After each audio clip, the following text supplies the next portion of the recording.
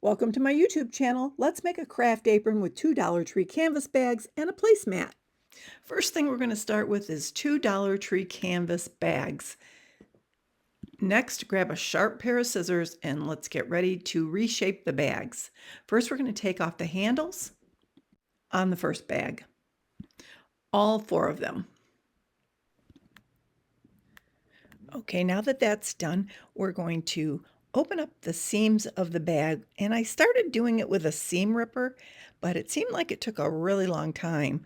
So eventually I just switched over to using the scissor, and a sharp scissor does the trick really well. Then I cut open the little gussets on the side so that the fabric will lie flat. And then I need to do it to the second bag, and I am leaving two of the handles on that bag to be used to be the tie around the apron neck. And as you can see, using the scissor is a really quick way of getting through that seam. And I just take out the gussets on both bags, and now I have two large pieces of pink fabric. And all I'm going to do is line them up, and I'm going to hot glue where you see those folds.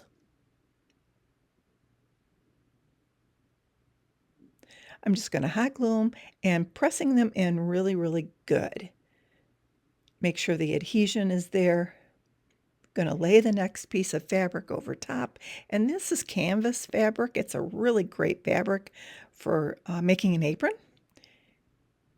And so I'm going to hot glue the other side. And now I'm going to glue all of it together. It'll start to make sense in a little bit when I get to the next step.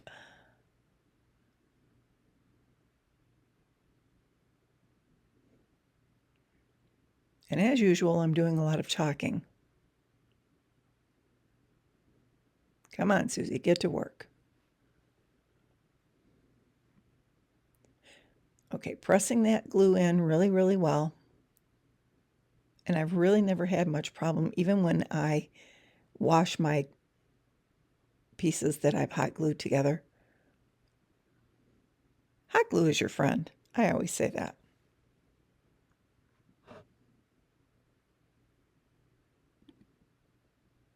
Okay, now it looks like we have one great big square, but I'm going to fold it in half. And what we're going to do here is I'm going to mark with a pencil a half moon shape, and I'm going to cut that half moon shape out while it is folded. When you unfold it, you have the arms, or the, yeah, I guess you would call it the arms of the apron.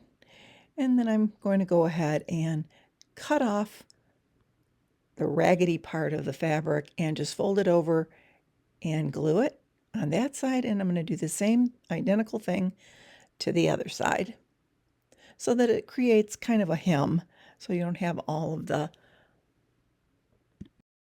strings hanging everywhere. Now that's a little trickier, but it can be done. I did the same thing going up the side of where the armhole would be on both sides, just creating like a little roll, kind of a tucked hem, and using my hot glue gun and my finger protector, it worked pretty well. Yay, now we've got an apron. Look at that. Well, sort of, anyway. Now we're going to need the ribbon, and I just had a length of ribbon. I don't measure, you know that. So I just sealed the ends with a little bit of fire on the end there with my lighter, and I cut the ribbon in half, and I'm going to put it on both sides of the apron with my hot glue gun. And you can sew this all together as well. If you're a sewer, have at it. But this was just a quick thing that I'm going to be using in my craft room. And I'm using fabric paint markers that I got from Walmart here, and I'm doing some hand lettering. And I'm going to write the name of my business on my apron front, Bella Lena Boutique. Now, when I learned to do hand lettering, I learned that this is just the bones of the lettering, and I get it pretty centered. And then I realize I need to go back and I need to darken the upstrokes and thicken the downstrokes. So what you do there is you just kind of go out over the downstrokes and you create an area where you're going to go back in and color that in so that the downstrokes are going to be thicker and the upstrokes, you just darken them up a little bit. I really love to hand letter. It's a fun thing to do and to learn, and it's taken me about, at this point, I think I had been doing it for maybe 2 years. But as you see, darkening those downstrokes really creates the hand lettered look. Now, as they say, hindsight is 2020, and I think that the paint pens that I used here worked well, but there was room for improvement for sure. These are fabric paint pens, but they were very thin, and these are older, so there wasn't as much ink in them. I really enjoy using the Posca paint pens, Posca, that I got on Amazon. They're a thicker paint pen, and they're nice and juicy, and they've got a lot of ink in them, or a lot of paint, I should say. And you can make them more permanent by laying a piece of parchment paper over it when you're done and ironing it with a dry iron, and it will seal the paint so that you can wash it and dry it afterwards. So now we are getting to the end of our hand lettering, and you can see how nice it looks with Bella Lena Boutique, all hand lettered, and the downstrokes are all thickened and all of that. So now I'm going to create a neckline because it looked kind of boxy when I had it on earlier. Just cutting a half moon like I did for the arms or the sleeve part.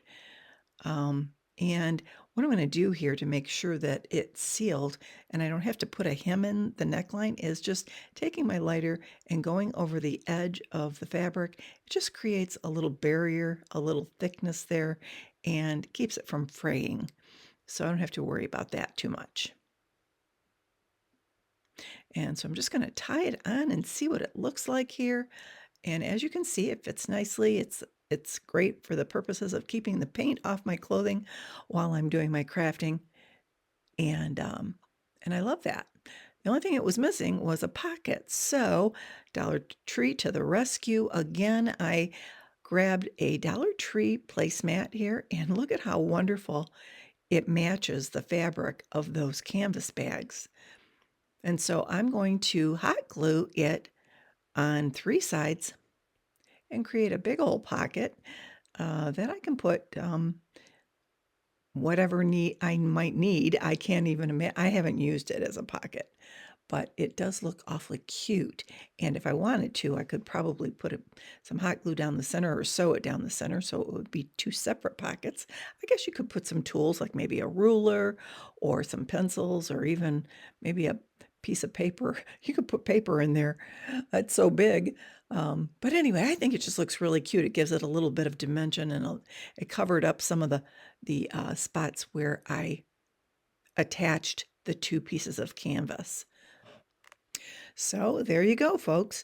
If you have a need for an apron to cover yourself when you are doing your crafting, or really any kind of thing that you need to protect your clothing, just grab yourself a couple of canvas bags from the Dollar Tree, and you can use a piece of fabric if you don't have a placemat, but that placemat, it went really well with the fabric, and I think it just gave it a neat little look.